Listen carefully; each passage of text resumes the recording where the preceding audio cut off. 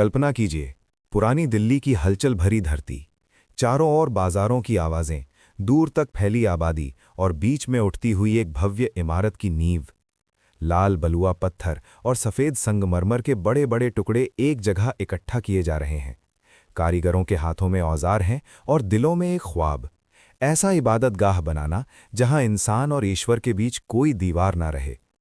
आज की कहानी है जामा मस्जिद की। 17वीं शताब्दी का दौर था। मुगल साम्राज्य अपनी शान के चरम पर था। बादशाह शाहजहां ने निश्चय किया कि राजधानी दिल्ली में एक ऐसी मस्जिद बनाई जाए जो न सिर्फ धार्मिक आस्था का केंद्र बने बल्कि स्थापत्य कला की ऊंचाई को भी छू ले। सबसे पहले जगह का चयन हुआ, शहर के ऊंचे हिस्से में।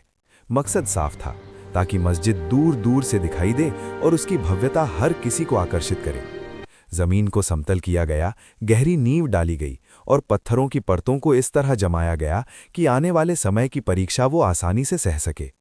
इसके बाद शुरू हुआ विशाल निर्माण कार्य। राजस्थान से लाल बलुआ पत्थर और दूर की खदानों से सफ़ेद संगमरमर लाया गया। ऊंटों और बैलगाड़ियों पर लदे ये पत्थर लंबा सफ़र तय करके दिल्ली पहुंचे। रास्ते कठिन थे, लेकिन इरादे मजबूत। निर्माण स्थल पर पहुंचते ही पत्थर केवल निर्माण सामग्री नहीं रहे, वे कला में ढलने लगे। कारीगरों ने मेहराबें तराशीं, मीनारों को आकार दिया और दीवारों पर बारीक नक्काशी की। हर गुंबद इस तरह बनाया गया कि अजान की आवाज़ दूर तक गूंज सके।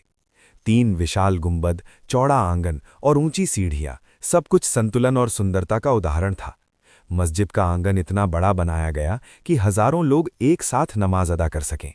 चारों ओर बनी मीनारें न सिर्फ शोभा बढ़ाती थीं, बल्कि पूरे शहर पर निगरानी सी रखती थीं।